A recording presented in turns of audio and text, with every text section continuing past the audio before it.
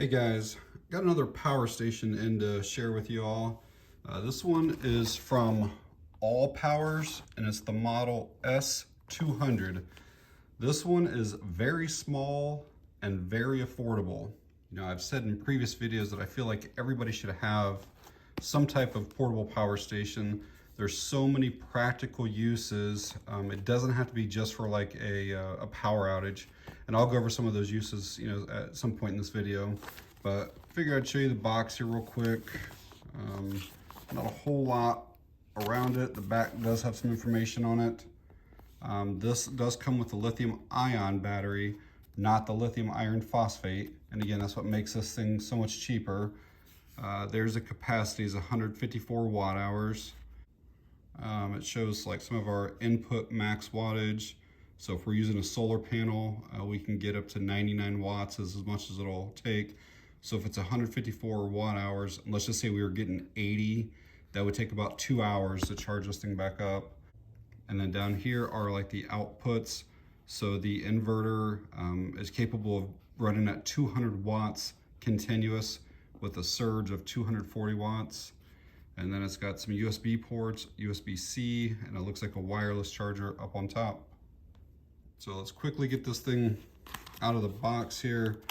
There's only maybe a couple videos on YouTube on this, and each video, this thing was actually packed and shipped kind of upside down, and the power button had been turned on.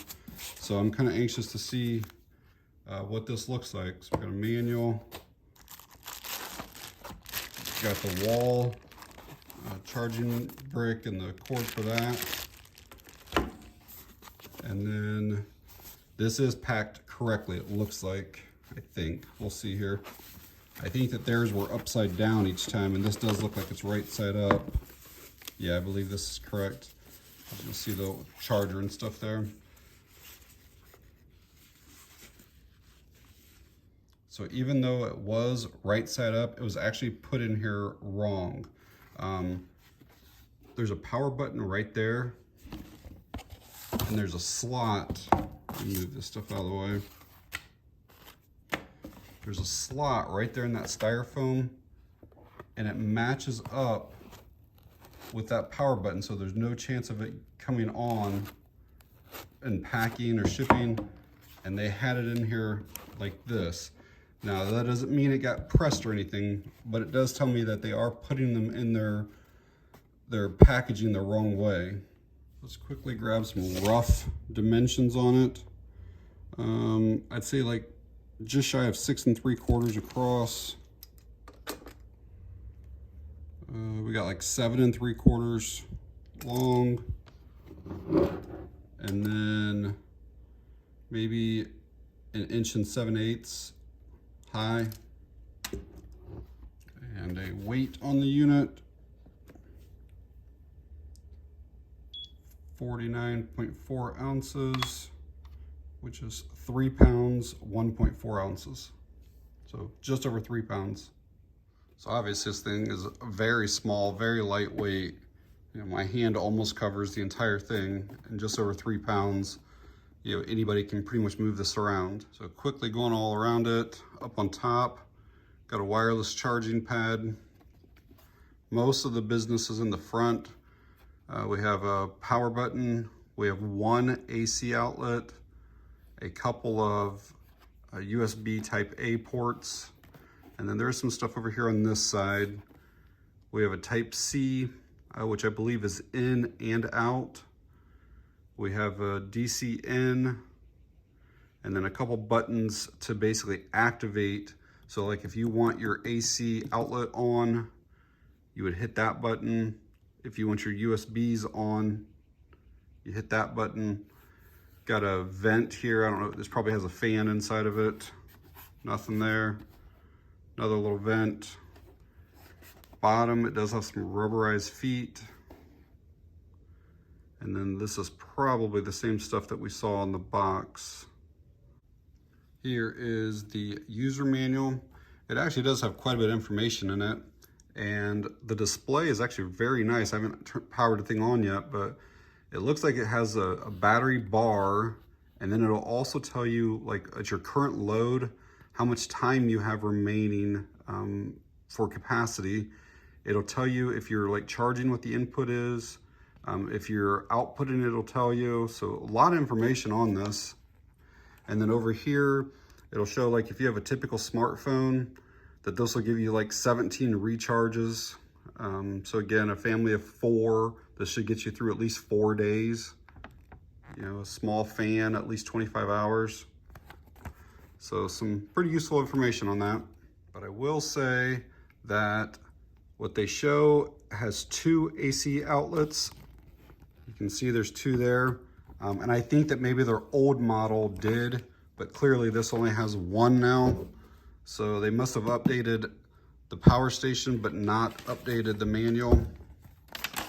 And actually, if you look closely on the box, it looks like there's supposed to be 2 outlets there too.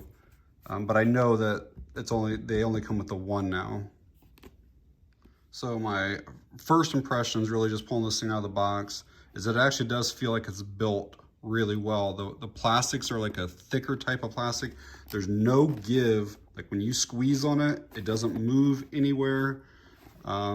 Just overall, I'm pretty impressed so far by how well it's built. I will say that whatever the top material is, this looks like it's a little bit shinier than what this is. So I don't know if it's 2 different plastics. You can see like the little trim is real shiny, but between that, and just with me handling it, you can tell that like grease or sweat or anything like that, looks like it tends to stay on there. So if that's important to you, just kind of keep that in mind. So the other couple reviews that I watched, because this was packaged incorrectly, when the people went to hit the power button, there was 0 on it, like it would not even power on. So let's just see what we get here, see if this will even power on for us. Yes, it did. And nope, it's actually at 0%. It powered on, but see how that's flashing at 0? That's not good. You do not want to receive a power station and have that battery be dead, because it could have been sitting at 0 for several weeks or several months right now, and that really degrades the batteries. We'll get it charged up, but I'm not happy about that at all. Yeah, you really never want to store any kind of batteries at 0%. It kind of reduces its overall capacity, plus it can reduce like its lifespan. So that's kind of a big negative for them on that.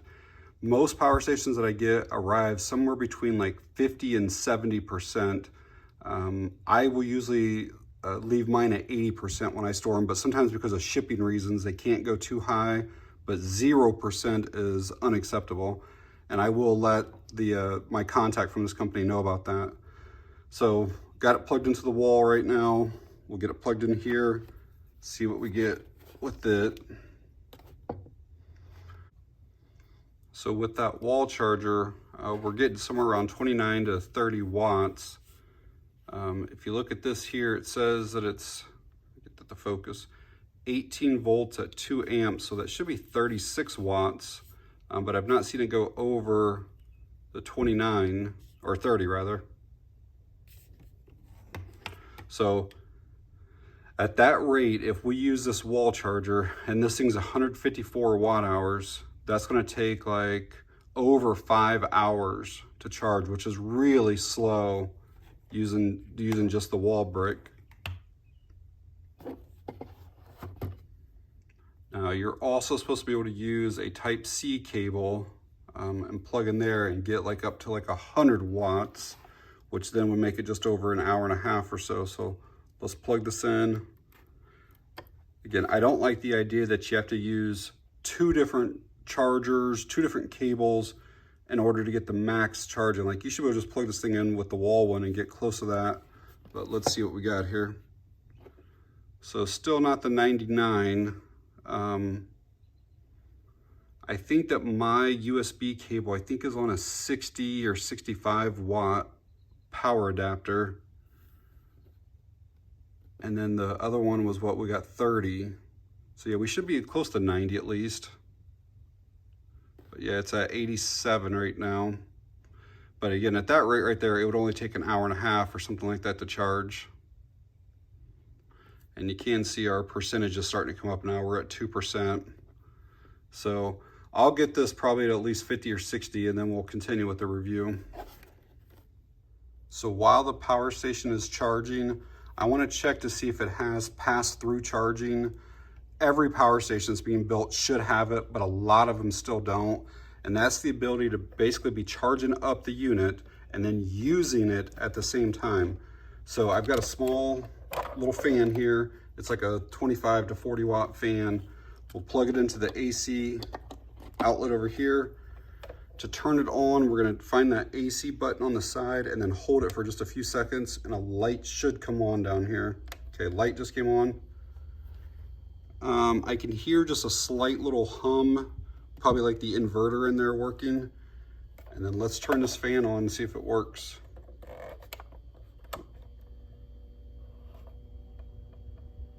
And it's not showing a wattage going out. Let's go to the highest. It's still showing we have 88 watts going in. I'm gonna turn that away to see if there we go. Now it's showing a little bit of watts. So we got AC out and then DC out. Now I will say it's only showing that there's 5 watts going out. I know this fan is way more than 5 watts. Yeah, so looking back here in the back of the fan, it does say that it's 22 watts. So I may plug it in again and see if we can get any higher wattage out of that. But yeah, I have that fan plugged in on the highest setting, and it's only showing 4 watts. I think it should be more than that. Did want to show you guys that you can use just the USB-C without the wall outlet, and that'll charge at close to 60 watts an hour. So again, if you're 154 watt hours, it's going to take you like 2.5 hours. So that's using USB-C is like twice as fast as using the wall outlet. So that's what I would probably do myself, is just use the one cable USB-C and you'll be charged in a couple hours. So another way to charge up the S200 power station is with a solar panel. And Allpowers sent me this one here as well. This is their 100 watt panel. Dimensions on it are somewhere near 25 inches by, let's say, just over 20. And it's about a 1/2 inch thick when it's unfolded. Folded up, it's maybe right about 1 inch. We'll get it unfolded here in a minute. The panels come with this real nice carry handle that's got like a rubberized texture here on the handle. It's got this zippered pouch back here. We'll go over all the stuff that comes with it. And then it has a couple of these kickstand legs. You can see one here. They have Velcro on them that kind of keep them down. And then it's Velcro that keeps all of this together. So this is that zippered pouch open. It actually comes with MC4 cables and then some adapters for different power stations.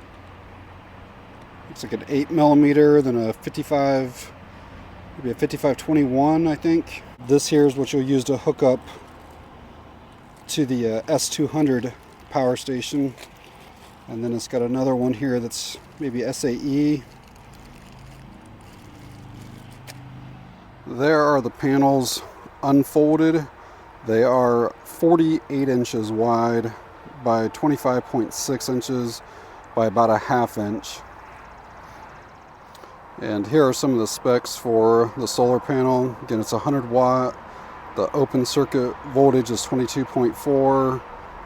And then the weight down there is just under 8 pounds. Here's what those kickstand legs look like when they're opened up.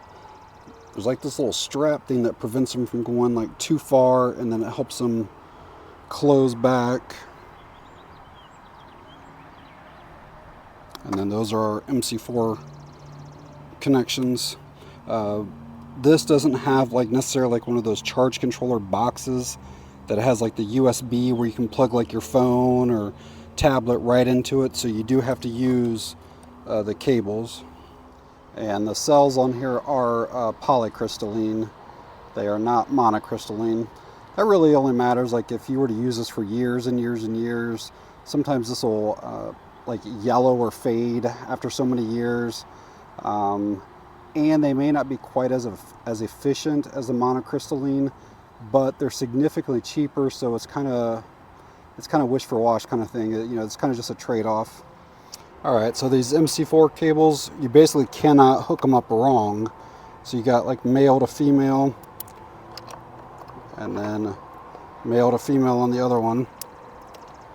And then what we'll do here is plug this other end into the side of our power station, and we'll see what kind of wattage we're getting here.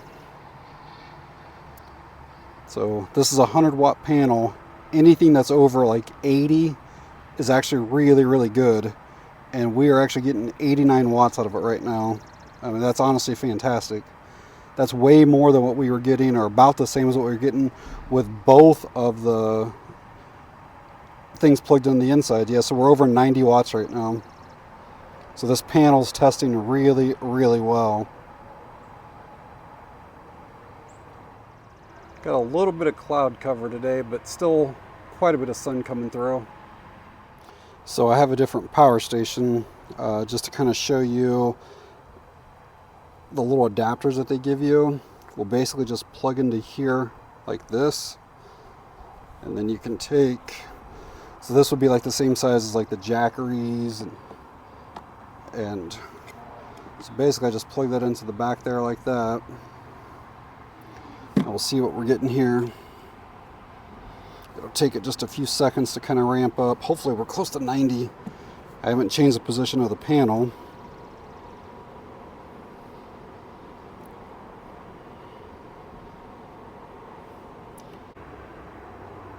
$84, 85. So yeah, this panel's legit. Very good numbers on the panel. All right, back inside. I wanted to give you guys a couple close-ups of some things on the solar panel. The performance or output of the solar panel was fantastic. I thought that these might be like problematic because you can't like open the legs all the way, but it allows you anywhere between like that 30 to 60 degrees, or maybe even a little more than that. But it really helps just like bring them right back down when it's time to close it up. So, and then I really like the width of those. Apparently some of their older models used to have really skinny legs on it, but this here, no problem at all, plenty wide enough. They do have like these little, almost like paracord, like little bungee type straps on here. If you do want to hang this up somewhere, there's basically two on each side. And then I liked how easy the thing set up. It pops right open. Only having two panels instead of the typical four makes it so much easier. There's only two legs to deal with. And for most people, having the polycrystalline versus the monocrystalline, you're not going to notice it. Again, unless you were leaving this outside for years, then you might notice some discoloration. But again, this thing got between like 85 and 90 watts on a mid-April day in Ohio. So very pleased with the performance. I will say that when I was done outside and I came back inside and went to unhook the MC4 cables, this one here disconnected perfectly fine, like, you know, like a half a second, no problem at all. This one here, I could not get this one undone at all. It was the one that was in here like this, and it was almost like there's not enough room to get your fingers in through here.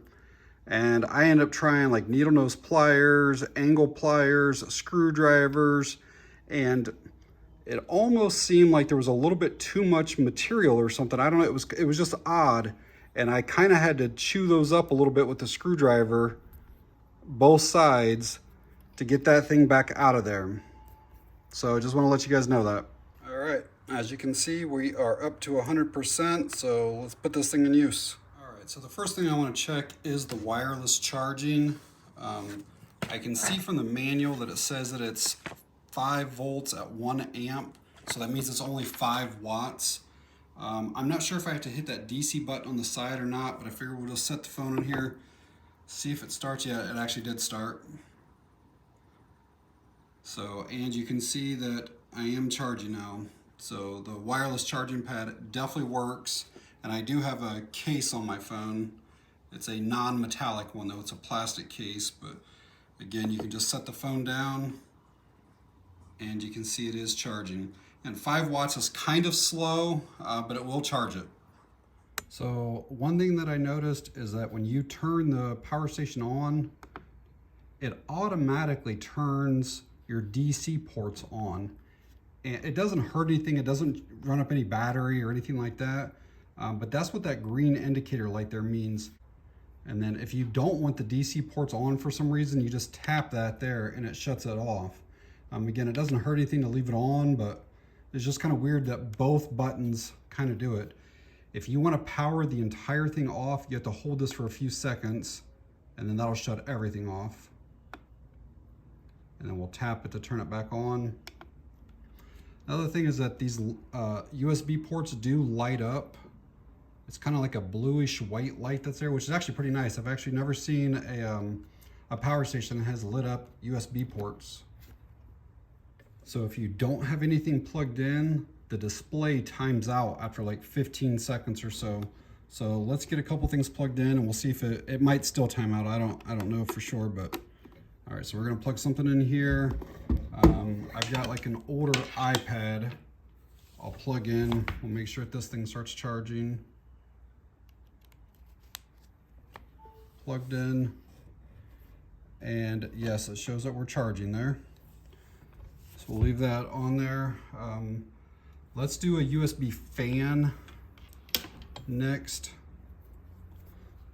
And the display did not come on. So it looks like you do have to hit that if you want to keep track of what's being used and how long you got. It's like right now, it shows that I'm using 10 watts on that DC side, which is probably a little bit lower, I think, than what an iPad might use, but it's probably not too far off.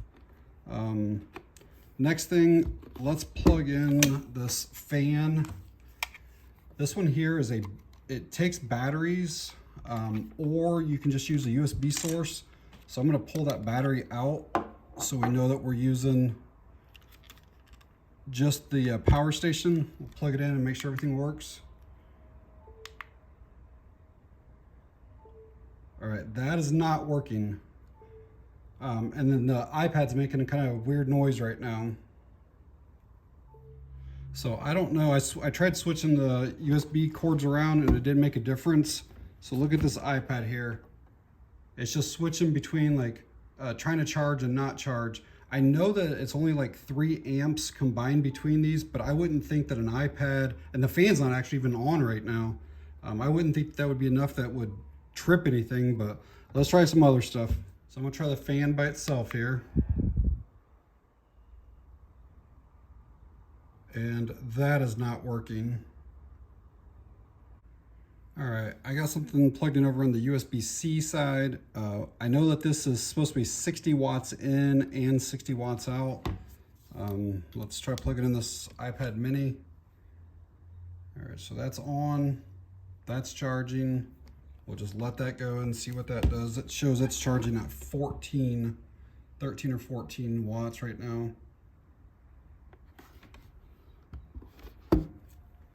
All right, got an old school like iPod Touch. I don't know what the exact draw is, but it's probably close to a phone. So let's try one of these USB ports here again. Okay, it did come on. It's showing that it's charging. I'll let that go and see what happens. That maybe those iPads are too much for these USB ports. The USB-C is still working fine. I'm gonna try plugging a like a ring light in this one over here. We'll see if that's too much. So this is the light right here. Come down here and find the switch on it. See if it powers on. It came on. And then let's see if this is still charging. Yeah, it's still charging. Maybe those iPads were too much. Maybe that was the issue with it. So I'm gonna leave the ring light on over here. I've still got the iPod Touch charging. I've still got the iPad Mini charging. So let's take advantage of the AC outlet. So just because there's only one outlet doesn't mean you're necessarily like confined to only be able to plug one thing in. You should be able to use like a little plug like this that gives you three things you can plug into, or even like a power strip. As long as you're not exceeding that 200 watts or so, you should be just fine. So with the light, the iPod Touch, and the iPad Mini, we're pulling 18 watts right now. Again, the green means that our USB side's on, so I need to turn the AC side on. So we're gonna push that, hold it for a few seconds. And then it's kind of like a red and green combined when you have both things going. So then we'll take our multi-plug. If you needed to plug something in there, you probably should do it before you plug it in. But again, this is just an example of what you can do. I've got a table lamp here, and I purposely put a high wattage bulb in it. This is a 60 watt bulb. If I were using a power station, I would not use something that's that high like that. I would use like an LED bulb that's only pulling like 5 watts, 10 watts. It's just gonna make your, like if you're using it for a power outage, you wanna save as much power as you can, but we'll see if it's gonna work here. So it's on. I will say that maybe it looks a little bit dimmer than what it would normally look to me. So we were at 18 before. If that's 60, we should be in the 70s now. So it's only showing that it's 43 watts. And I actually used that like kilowatt meter earlier, and it was 63 from a wall outlet. So the AC inverter, it must reduce stuff a little bit, but whatever you plug in, it doesn't pull or use what the wattage actually shows it as. But it is working. So I had this fan plugged in earlier when it was charging to see if the pass-through charging worked. So let's plug the fan in. And again, I still got everything on. Everything's working just fine right now. So we're gonna take this, plug it in here. The fan came on immediately. So everything's still going, all the other lights. And everything's still charging, and it does seem to be working fine right now. So I'm pulling 60 watts on the AC side and 18 on the other side. So we're close to 80 watts. So what I'm probably gonna do is hook the kilowatt meter back up to this again and run it all the way down and see if we get close to that 154 watt hours that they claim that it can do. This is the same iPad that wouldn't charge right using the USB-A's in the front. I'm gonna try using a USB-C to Lightning, and we'll see if we can get it to work using the side one over here, right? All right, so we'll go into USB-C, plug it into the Lightning, see what we get here. Shows it's charging.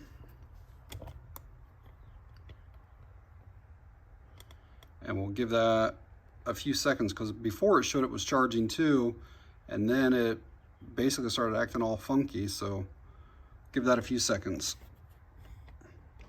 And it shows that we're pulling 11 watts right now. All right, so it's been a couple minutes here, and it still seems to be charging fine. So we're up to 5% now, still charging. It's not shutting off like what it did earlier. So if you do have like a larger tablet, I would recommend charging from the USB-C port. All right, so I'm also gonna do a capacity test to see how close to that 154 watt hours we get. I got that same lamp that I showed earlier with the same 60 watt bulb in it. So basically we're gonna turn this on. I'm gonna turn the AC side on. We'll get power going to that outlet. and then we'll plug the lamp in, and basically I'll keep an idea of what the watts are and how long this thing lasts. We should get at least 80% of the 154. That's what I'm hoping for. All right, plugged in there, turned on. It'll take it just a minute for it to start registering what it's got. So we're just over 50 watts on here is what it's showing. The display is showing 46 watts. So again, fairly close, but we'll let this go. It's saying 2.5 hours. We'll see if it gets close to that. So earlier in the video, I said if I had a tablet or a large iPad that I would use the USB-C side. Well, I've had this for 5 or 6 days now. I've kind of been doing a lot of testing and messing around with it, and I don't think it was the iPad that was the issue. I think it was that little fan for some reason that I was trying to use. So I'm gonna plug this in again just to kind of show you, and I'll leave that plugged in for just a bit here while we're talking and doing some other stuff with it. But for whatever reason, this little fan was causing this thing to kind of glitch out a little bit. And as you see, I don't have a battery in it. And then right now I have it just plugged into like this little, power bank thing. And you'll see that it works perfectly fine.